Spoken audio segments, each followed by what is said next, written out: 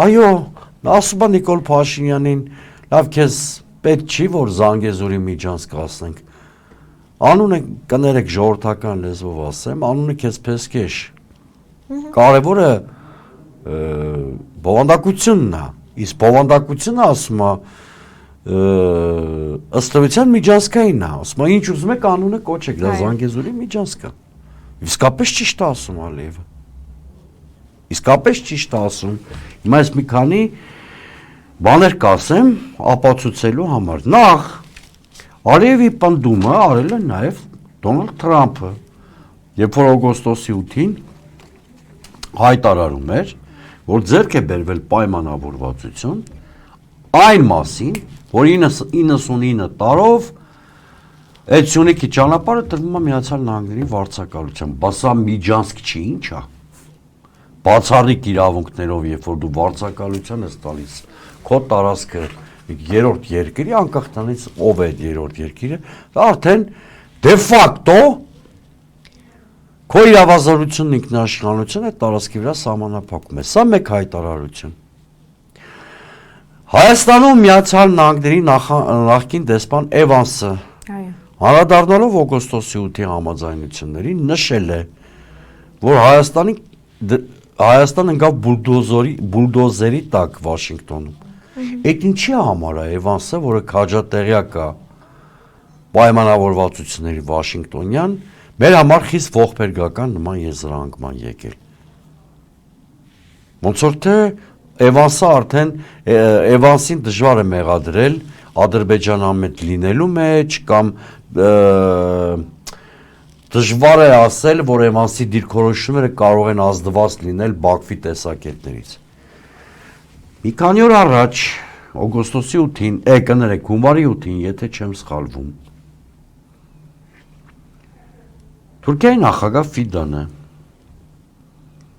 Անկարայի լրատվամիջոցներին մեկին տված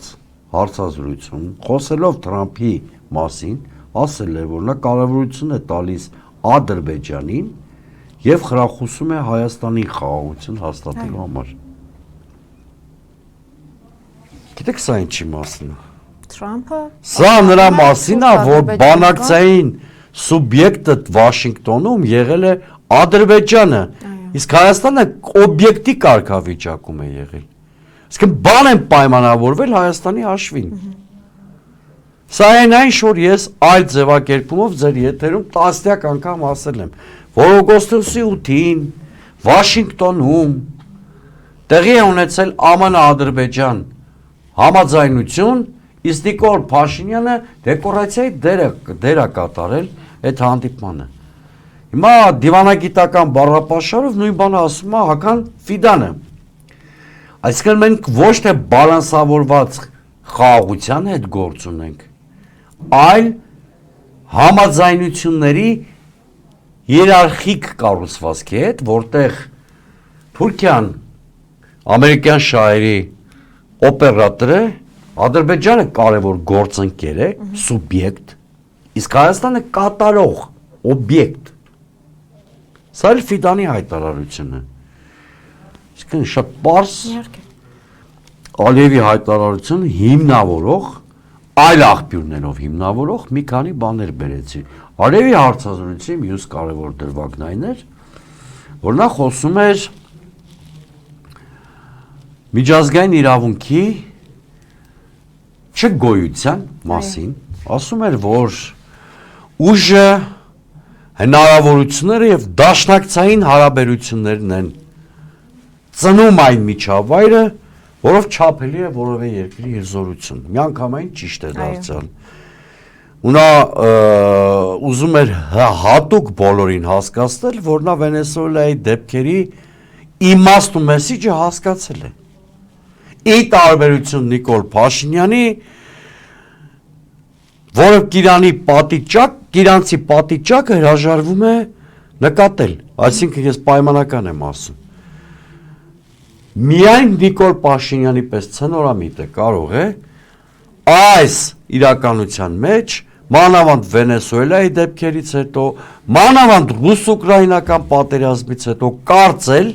որ անվտանգության հիմքում կարող է դրվել լեգիտիմության սկզբունքը։ Տեսեք Ալիևի պատկերացումները,